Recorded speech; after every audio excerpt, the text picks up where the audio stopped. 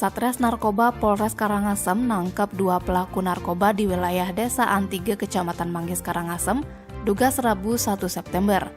Tersangka Ane Amanange Madan Wayandar Meyase alias Rudat, ajak Putu Chandra Adige, Ane asalnya Uli Gelgel, Kecamatan Kabupaten Kelungkung.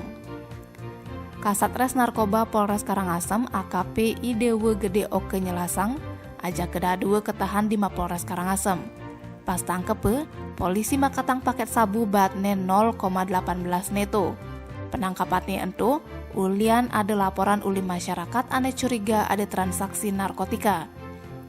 Ulian laporannya ento, polisi lantas nyelidikin di area TKP.